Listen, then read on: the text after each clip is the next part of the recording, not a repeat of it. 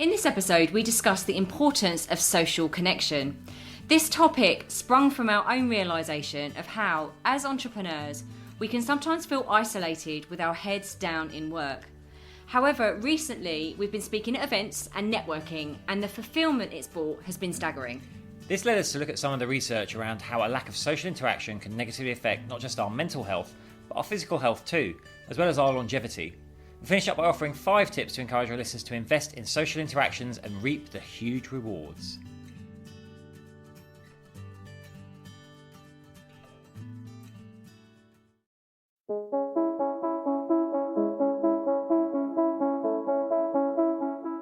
Hi, I'm James Davis. And I'm Claire Davis.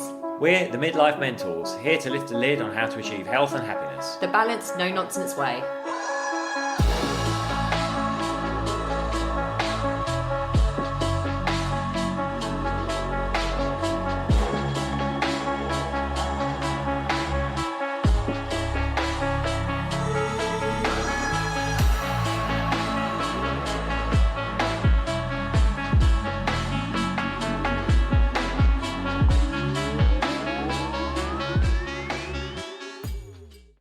Hello and welcome to another episode of the Midlife Mentors with me, James. And me, Claire. How are you all? Really excited to discuss this one because, yet again, it's a kind of personal one for us. We're going to be talking about the importance of social connection. But I'm just wondering what we have been up to, actually. We've had quite a quiet week.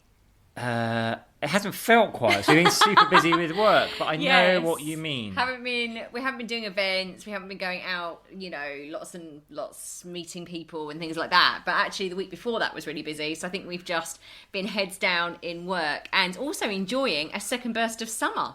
It's lovely weather again today, so I hope you've all been, if you're in the UK, I hope you've been enjoying a bit more of the sunshine before we go into autumn. But it is a bit weird because we've got lots of beautiful autumn leaves on the floor, and yet it's very, very 26 warm. degrees, I think. Beautiful. Currently. Lovely. We've been sat inside all day, so we're going to go out a bit after this and just get into. We're going to go out and get some social interaction and connection. And some vitamin D in the sunshine. So let's dive straight on in, since we haven't got lots of other news. I will talk about this first. We are running our first masterclass. I don't know if you've been following us for a while, but you will know that we took some time out in the summer to really disengage, but also re-engage with the next steps in the evolution of the Midlife Mentors and also our retreats company, 38 Degrees North. And we were doing a lot of masterclasses, we were doing lots of 3-4 day challenges and things like that, and we just pressed pause on those. But we're really thrilled to say that we are doing a live masterclass on Thursday, the 21st of September at 8 p.m. UK time. And the focus really is on why midlife can feel rubbish and how to turn that around, because a lot of us there are so many struggles and challenges at midlife, and we can very, very quickly feel like we're isolated in those problems and alone. And we don't really know what's going on with our body, our minds, our emotions. So it's a super overwhelming time. So we really wanted to do this masterclass to really help you understand that you are not alone, that you've more than likely been working against your midlife body and hormones and mind for a while, but we're going to offer some really simple strategies, evidence-based strategies that we use in the Midlife Method transformational program. We're going to be sharing those with you on about a 45-minute session. And you're going to get a workbook to make notes and take away with you and re-engage with. And then we're going to be doing a Q&A live at the end of it. So it's a real opportunity to ask us questions on our expertise and really, really dive into what you can do. But these are simple strategies. They are takeaways that don't require massive sacrifice, endless cardio, horrible diet, all of that kind of stuff. We're anti all of that. It's really a way to start thriving at midlife and regain control. So we're really excited about that. I'll put the link in the show notes, and we really, really hope to see a lot of you there in person. We can see your lovely faces. Yeah. And then we've obviously got our retreat in Ibiza, which is at the amazing Six Senses. That's on the 19th of October. We've got a few spaces left on that. So if you're really interested in just, again, like really disconnecting, if you're feeling burnt out, overstressed and all of that kind of stuff, or you just want to reset after summer, then come away with us. Be with us in our presence, like learn all the stuff that we teach midlifers to really, really like thrive, reach their potential, and start experiencing optimum health and happiness. So that's at the Six Senses Resort in Ibiza, and I'll put the link to the show notes in that as well. Okay. Boom, boom, boom. Yeah, so why are we talking about social connection? Why are we? Actually, because it is so important, unsurprisingly maybe, for our mental health, but also it has a massive effect on our physical health as well. And researchers are making new findings all the time, and it's quite fascinating, like the power that being isolated has on negatively impacting your health. And I think, we saw this during COVID, obviously with lockdown, a lot of people are very isolated. And there is like an issue now, like in the UK, I don't know, there's 635,000 people currently off work with anxiety is one stat, and there's about another 500,000 in the midlife workforce that have just disappeared from the workplace altogether. No one's quite sure what's happened to them. They've just opted to leave work. But they're, interestingly, people that haven't perhaps got the pensions or savings to exist long term, so they haven't actually retired, they've just opted out of the workforce for the time being. And there is a consensus or a school of thought this is probably like a knock-on effect, some of that isolation that went on through COVID. Also, people like maybe re-evaluating what they were doing with their lives and what they wanted to get from their lives. But we thought we'd dive into some of the research, some of the surprising stuff you can find out. And this really came from, I guess, our personal experience. So obviously we ran our live event at Soho House. It's been a while since we were up on stage, not really a stage, but two stools at the front, talking to a room full of people, and it was so rewarding. To interact with people, have people following up afterwards, have people messaging us. I think Claire met up with someone from there as well. Yeah. So that was just really great to get that. And actually, what triggered it? A guy at the end actually asked me, because we did identify, one thing that you need is not to be isolated in midlife and beyond. He's like, how can I be less isolated? So we'll come on to that, and then I know Claire's been out there going to networking events, and you're off to staff a retreat at the end of October as well, aren't you? Yeah, I am. This is it's really interesting because I thought, why was I so buzzing last week? Why was I so buzzing?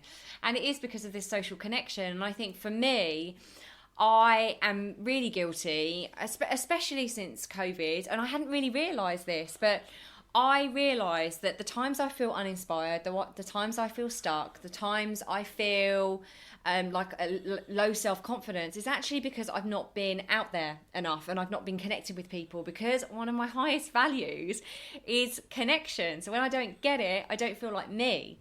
I don't feel like I'm fully operating at my potential and my passion. So when I went to a networking event last week, which was just phenomenal, I'm going to give them a shout out, Female Founders Rise. They were absolutely amazing. And I just met so many inspiring women there, but it was just the energy of the place and being face to face with people and learning about other people's journeys and stuff. It's so incredible.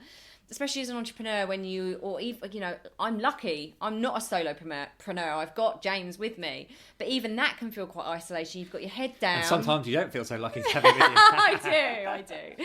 And it can feel so isolating. You've got your head down and things. You can't see the wood for the trees. You don't have enough perspective.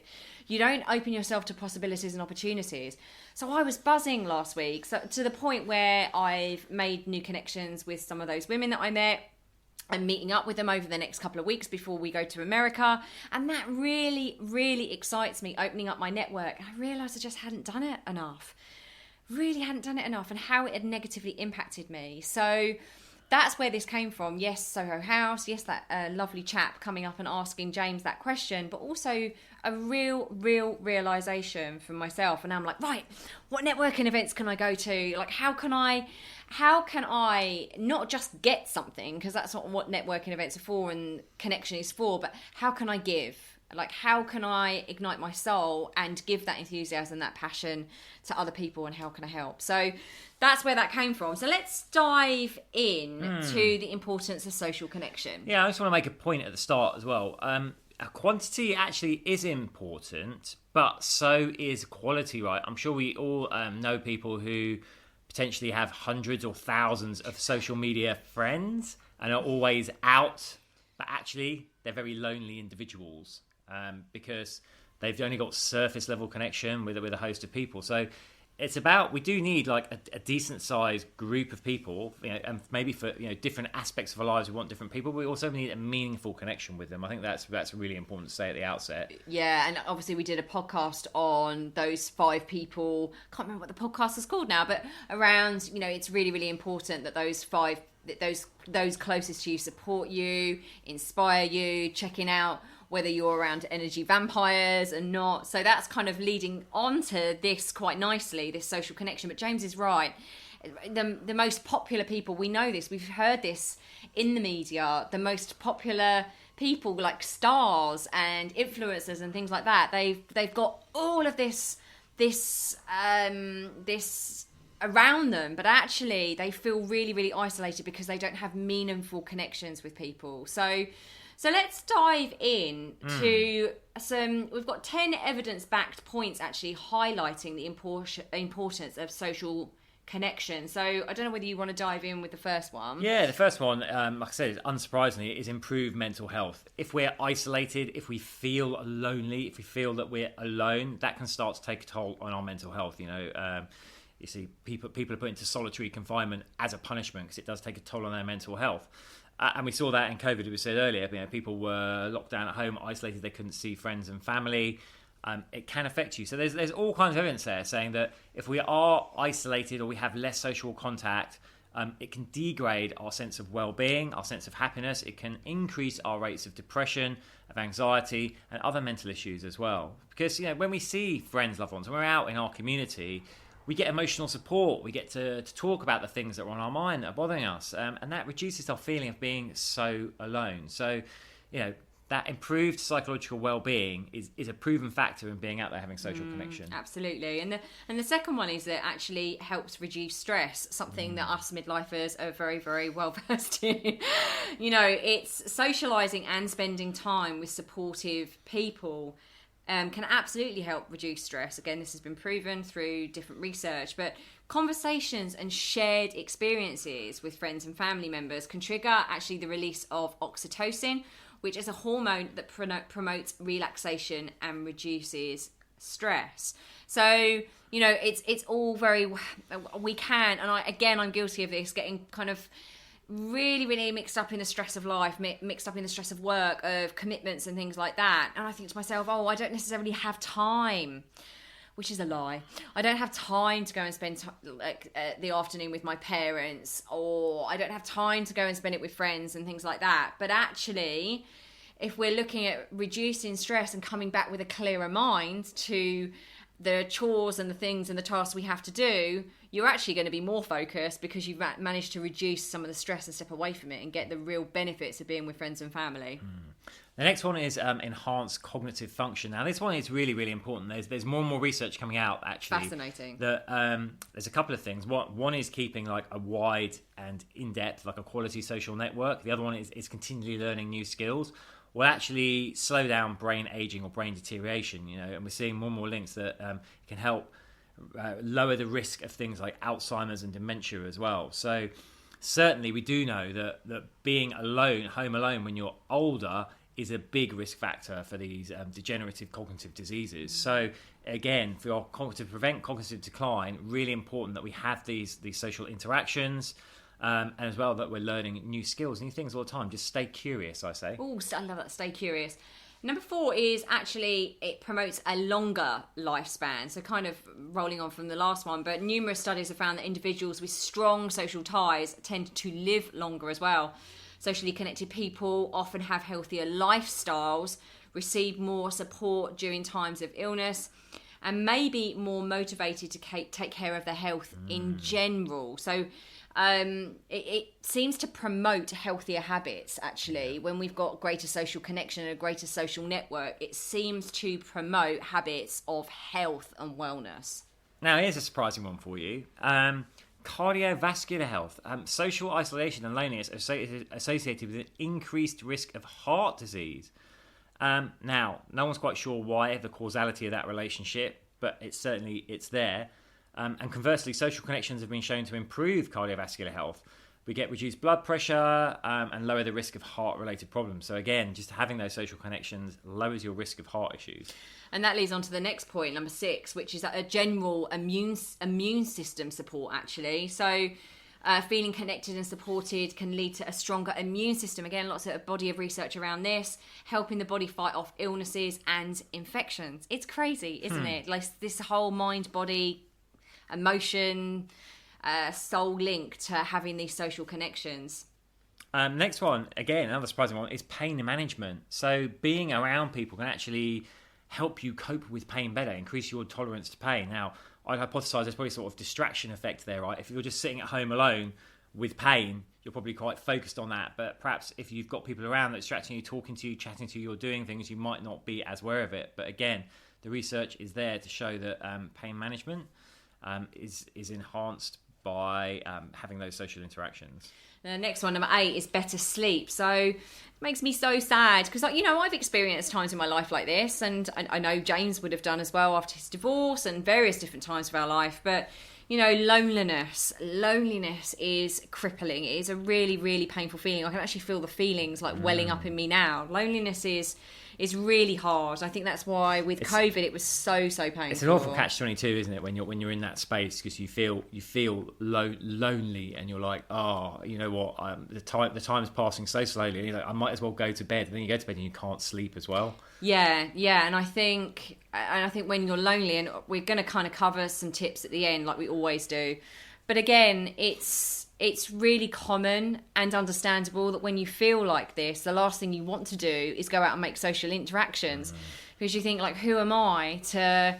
I've got nothing to say, I've got nothing to give, there's nothing in me, I'm just lonely, and all of that stuff that happens around that that negative self-talk that goes on when we're feeling lonely. But James is right, loneliness and social isolation are often linked to like sleep disturbances, because we want to go to bed but we feel so like emotionally wounded and finding it very, very difficult to deal with those problems that we can't actually sleep. So again, another body of research looks at the positive impact of social connections on better sleep, a better quality of sleep and duration of sleep as well.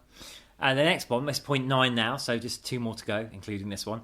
Emotional resilience. So, of course, we know at Midlife, we talk about this endlessly, all the stresses and stressors that we face, all the things going on. But if we have people that we can share that with, it provides a buffer against those challenges, and it helps us actually increase or at least maintain, or so oftentimes increase, our emotional resilience, our ability to deal with the challenges life throws at us and bounce back from them, because, problems shared. So this is why we should get out there and start talking to our social network about what's bothering us. The vulnerability is a form of strength. It helps us cope better with it. Yeah, and the final one is better improves quality of life. So engaging with friends, family, the community as a whole can provide that sense of purpose, a sense of passion, inspiration, happiness, fulfillment. All of these have an impact on our physical and mental health as well. So we feed off the energy of other people, and that can really give us a focus, real clarity for the future, and an enthusiasm for the future that we might actually be losing a little bit at midlife. So honestly, the reason we're talking about this is because midlife is a time where we can start to become quite isolated, especially the male population, actually. Definitely. Females, we seem to, it's inbred in us. The feminine qualities is to talk and share and keep up with our network of friends. But for men, it's a terrifying stats and terrifying look, actually, at some of these men that reach midlife, where they're coming to the end of their careers potentially, and they're just... that work was the only thing that they ever had in their life, that they worked so hard, and work was the only social interaction that they actually had. And then once actually they retire and move away from their work environment, their social network shrinks considerably. And so a lot of this stuff is really, really relevant to us, all of us at Midlifers, but I would say particularly men. So they're at their 10 reasons, why it's important. And again, we haven't gone into all the stats because sometimes we can do that, but we haven't gone into all the stats, but they're the reasons why it's really important. And now we're going to offer... Well, I was just actually asking you to just pause and reflect, listener, like just reflect, having listened to those and seeing, the impact that social connection or lack of social connection can have. Like, if you're honest with yourself and review your social interactions, are they fulfilling you? Are they there? Some of us might actually know that, actually, you know what? I know I am quite lonely. I need to seek out more. Some of us might be like, oh, I think I've got loads, but actually when we reflect, it's like, I'm not really getting what I need from them because they're very surface level. So just take a moment to think about that before we go into the tips, because tips are going to give you signposts of what you can do to change that. Yeah, and it's really important. And I think that's what, again, that relates to the podcast we did about, certain friendships are for seasons. And there will be seasons in your life where you potentially might need to let go of certain friendships to allow new ones to evolve and come in, to create space for those. But yeah, like James said, just reflect on that and actually really understand the importance of connecting with others. I want to say as well, it's important you find that the social connections and the groupings that work for you, right? We're all different, find what works. I just want to share a brief story with you. And that is, I had a girlfriend who used to go to these spiritual groups. So the purpose there was kind of like talk, express your emotion, elevate your spirituality. But she always came back like really worked up from them, and like, she said, I find them so competitive. We go around the circle and we wait for what the next person says, and the next person will try and outdo them by being even more spiritual, and it's so faux, and I come back really angry. And I was like, yeah, and I think I've probably had just a more honest conversation over a beer with two mates in a bar because we're just being open and vulnerable with each other. So there's not wrong and right. You need to find what works for you. Yeah, checking that our feelings are our indicators of what's working and what's not. So if you come away from a social interaction and it doesn't feel good, then no worries, just move on to the next thing. It's really, really important that we take some risks and that we step outside our comfort zone, especially when it comes to connections. Like, actually, most people would think that I can bowl on into any networking event and not feel nervous and anxious. Well, that's just not true. I still feel anxious and nervous for the first few minutes, and then I get in the flow of it. But so it's important to do what works for you, but still step outside your comfort zone. So here are 5 tips to help you improve the quality and quantity of your social interactions. So number 1 is join social groups, clubs, hobbies. So look for local social clubs, groups, any hobbies that you might be interested in, and don't think you have to go and be perfect. Okay, again, this kind of comes down to risk taking at midlife, like I briefly mentioned earlier. Imagine, if you can, just think, what would my childlike version of me do? When I tried things, but I didn't put so much pressure on everything, or I didn't feel like I had to be perfect. This is your life. This is your experience. If you want to go and try tap dancing, you go and knock yourself out and try tap dancing. If you find like you absolutely suck at it, don't worry about it. You tried. It's better to try and then realise that you don't enjoy it and it's not for you, and then move on to the next thing, because every single thing we do opens up new neural pathways in our brain, and it also opens up new opportunities and new possibilities. So who knows that tap dancing class doesn't lead you to go and study Spanish? Who knows that it won't lead you to meet someone that's going to take you to another group that's going to actually really fulfill you? So don't try and predict what's going to happen. Don't try and be perfect. Just go with an open heart and an open mind. There are so many other things out there. There's stuff obviously that we'll be drawn to that's interesting, but there's just so much random stuff out there. We swim in the ponds, but there's quite a little social group around that. People meet up to have tea and cake when they go for swims. Local to us, there's a wine and cheese painting club where they'll go and paint in a style of famous artists while they drink wine and eat cheese in pub. There's just all these things. There's so much out there. So don't be afraid to dip your toe in the water and get out there. Yeah, and don't think, if I've signed up for this, I need to like it. I must like it. You don't need to like it. There's loads of things out there. So yeah, give that a go. Yeah. Next one is leverage technology. So Obviously, I would say it's always better to go out and get face-to-face and in-person interaction, but sometimes that might not be really... what's the word I'm looking for here? My mind's gone blank. Well, might not be convenient possible, for you. Might or not be possible. convenient or possible. So then look for online forums. So we bang on a lot about like the downside of social media, but the upside is that it is social, right? So we can find like-minded people, we can find groups, we can find interest groups around anything. I guarantee now, if you went onto a social media platform and typed into the search like where you live, you'll find multiple groups for all kinds of different, swapping clothes, buy and sell, games, sports. You can find groups for different levels of entrepreneurship, different interests, reading. Just get out there. What excites you? What turns you on? Start searching on the social media platforms to find the groups, get into them, take a look at what's going on, decide whether it's for you or not. If it is for you, then introduce yourself and crack on. Yeah, number 3 is a little bit too similar in my mind to number 1, which is kind of like attend events and gatherings, community festivals and things like that as an opportunity to meet people. So I'm going to kind of shoehorn another one in here. And please, when you're going to these things, if you can, try to be very aware of that negative self-talk that might be going on. You know, I believe that everyone has something interesting about them.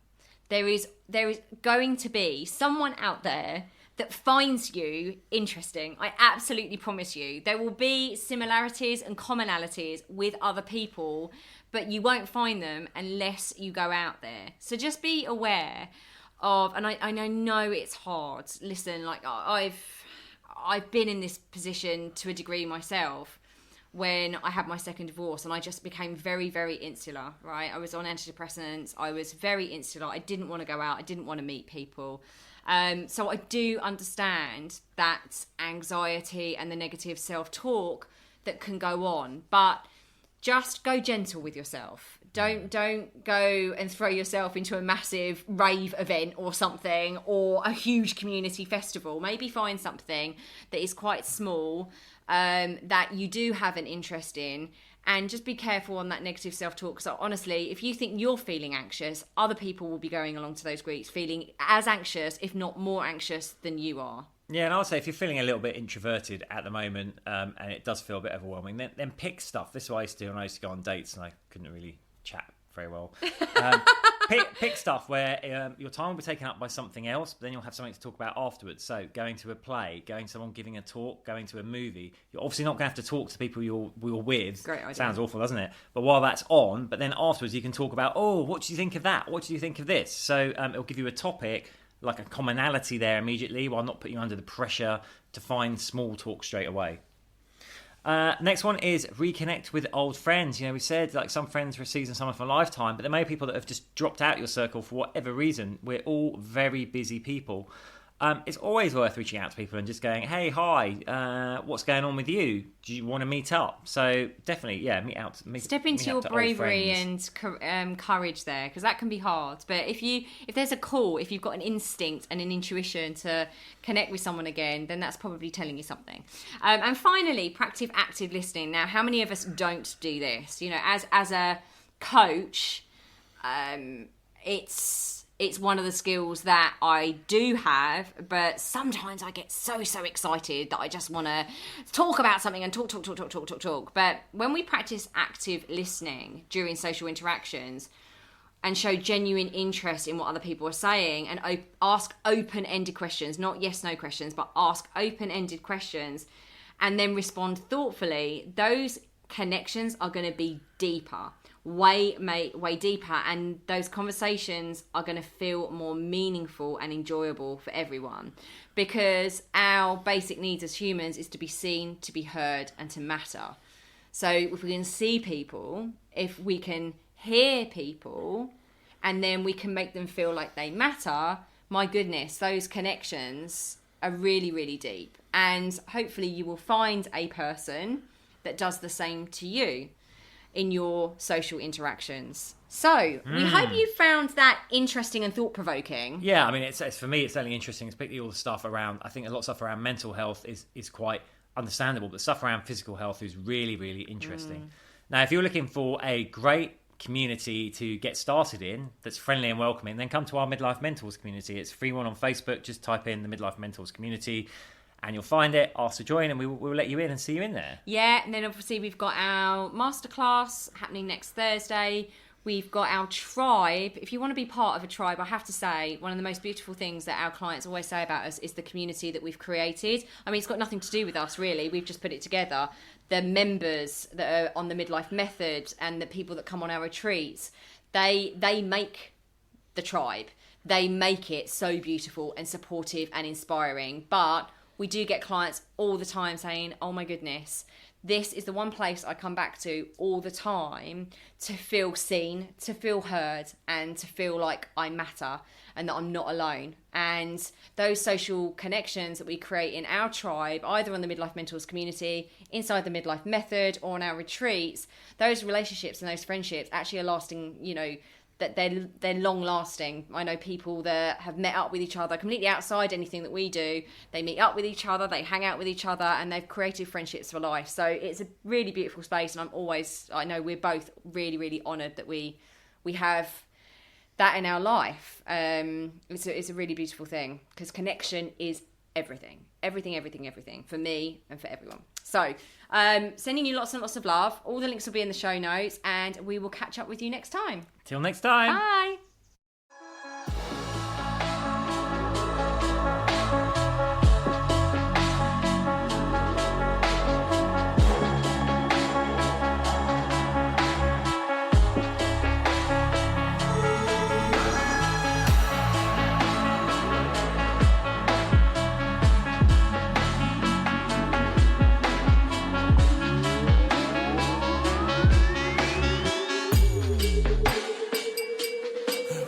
Yeah. You've been listening to the Midlife Mentors with Claire and James Davis.